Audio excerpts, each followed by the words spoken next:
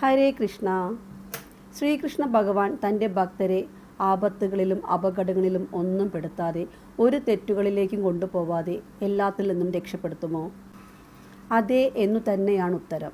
കൃഷ്ണഭക്തരെ ഭഗവാൻ ഒരു പോറൽ പോലും ഏൽപ്പിക്കാതെ രക്ഷപ്പെടുത്തിയ ധാരാളം ഭക്തരുടെ കഥ നമ്മൾ കേട്ടിട്ടുണ്ടല്ലേ?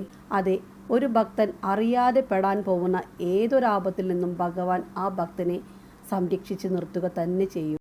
തൻ്റെ ഭക്തരെ സഹായിക്കാൻ തയ്യാറായി നിൽക്കുകയാണ് ഭഗവാൻ കൃഷ്ണൻ. എന്നും ഭഗവാനെ മനസ്സിൽ കണ്ടാൽ മാത്രമാണ്.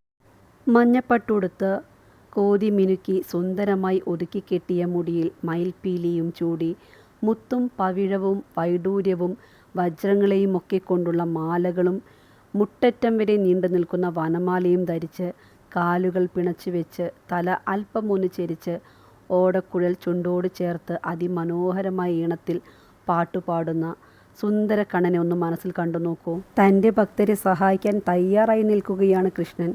എന്തേ വിളിക്കാൻ വൈകിയത് എന്നുള്ള പരിഭവം മാത്രമേ കൃഷ്ണനുണ്ടാവുകയുള്ളൂ. നിങ്ങൾക്ക് ഏത് രൂപത്തിലാണോ കൃഷ്ണനെ കാണാൻ ആഗ്രഹം, ആ രൂപത്തിൽ എപ്പോഴും നിങ്ങളുടെ കൂടെ ഉണ്ടാവും. നോക്കിയാൽ മതി, നിങ്ങൾക്ക് കാണാനാവും. പിച്ച വെച്ച് നടക്കുന്ന കുഞ്ഞു പൈതലായിട്ടാണ് കാണാൻ ആഗ്രഹമെങ്കിൽ അങ്ങനെ കാണാം. ഇനി ഗോപികമാരുടെ വീടുകളിൽ കയറി വെണ്ണ മോഷ്ടിച്ച് ഗോപികമാർ കൈയോടെ പിടികൂടിയാൽ കലം തല്ലിപ്പൊട്ടിച്ചോടുന്ന വികൃതി കുട്ടിയായിട്ടാണ് കാണാൻ ആഗ്രഹമെങ്കിൽ അങ്ങനെ കാണാം. ഇനി ഗോപികമാരുടെ കൂടെ രാസലീലകളാടിയ കാമുകഭാവത്തിലാണ് കാണാൻ ആഗ്രഹമെങ്കിൽ അങ്ങനെയും കാണാം. ഇനി കുരുക്ഷേത്ര യുദ്ധത്തിൽ ഒരു തന്ത്രജ്ഞൻ, സംരക്ഷകൻ, വഴികാട്ടി, നയതന്ത്രജ്ഞൻ എന്നീ നിലകളിൽ ഒന്നിലധികം വേഷം ചെയ്ത് പാണ്ഡവരുടെ വിജയമുറപ്പിച്ച കൃഷ്ണനെയാണോ കാണാൻ ആഗ്രഹം, അങ്ങനെയും കാണാം. നിങ്ങൾ ഏത് രൂപത്തിൽ കണ്ടാലും ആ രൂപത്തിൽ നിങ്ങളുടെ ഉപദേശകനായി, സംരക്ഷകനായി ആപത്തുകളും അപകടങ്ങളും ഒന്നും ഉണ്ടാവാതെ ഭഗവാൻ കാത്തുരക്ഷിക്കും. ഇങ്ങനെയൊക്കെ ഭഗവാൻ കൂടെ ഉണ്ടാവാൻ വേണ്ടത് പ്രാർത്ഥിക്കുക. എപ്പോഴും ഭഗവാനെ മനസ്സിൽ കാണുക. ഇനി നിങ്ങൾക്ക് പ്രാർത്ഥിക്കാനോ ജപിക്കാനോ സമയമില്ലെങ്കിലും അതിന് പറ്റിയ സാഹചര്യമോ സന്ദർഭങ്ങളോ ഒന്നുമില്ലെങ്കിലും ഒട്ടും വിഷമിക്കേണ്ട. എന്ത് ജോലി ചെയ്യുമ്പോഴും മനസ്സിൽ ഭഗവാന്റെ രൂപം കണ്ടാൽ മതി. എൻ്റെ കൃഷ്ണ എന്ന് മനസ്സിൽ പ്രാർത്ഥിച്ചാൽ മതി. നിങ്ങളുടെ സംശയങ്ങളും നിങ്ങളുടെ ചോദ്യങ്ങളും ഉത്തരങ്ങളും ഒക്കെ കൃഷ്ണനോട് പറയുക. നിങ്ങൾ കൃഷ്ണനോട് സംസാരിച്ചു തുടങ്ങുമ്പോൾ കുറച്ച് കഴിയുമ്പോൾ കൃഷ്ണനും നിങ്ങളോട് സംസാരിച്ചു തുടങ്ങും. നിങ്ങൾ ചോദിക്കുന്ന ചോദ്യങ്ങൾക്ക് ഉത്തരം തരാൻ തുടങ്ങും. പിന്നെ പിന്നെ നിങ്ങളുടെ ജീവിതത്തിൽ നല്ല രീതിയിലുള്ള മാറ്റങ്ങൾ വരും.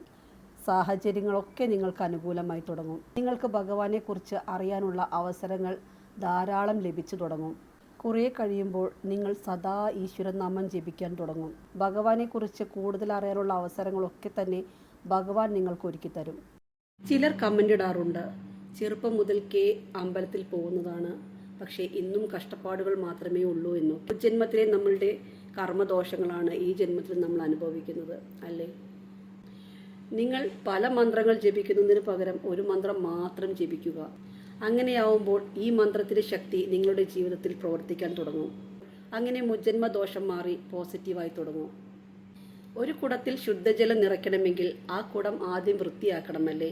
പഴയതും വൃത്തികേടുകളും ഒക്കെ കഴുകിപ്പോക്കി വൃത്തിയാക്കിയിട്ട് വേണം അതിൽ ശുദ്ധജലം നിറയ്ക്കാൻ. അതുതന്നെയാണ് ഇവിടെയും സംഭവിക്കുന്നത്. നിരന്തര ജപത്തിന്റെ ശക്തി കൊണ്ട് നിങ്ങളുടെ മുൻകാല കർമ്മങ്ങളെ ശുദ്ധീകരിച്ച് ജീവിതത്തിലെ ബുദ്ധിമുട്ടുകളെ ഇല്ലാതാക്കുന്നു.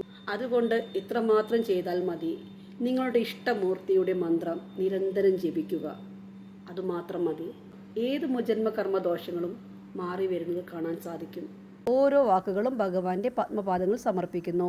ഹരേ കൃഷ്ണ കൃഷ്ണ കൃഷ്ണ ഹരേ ഹരേ, ഹരേ രാമ രാമ രാമ ഹരേ ഹരേ.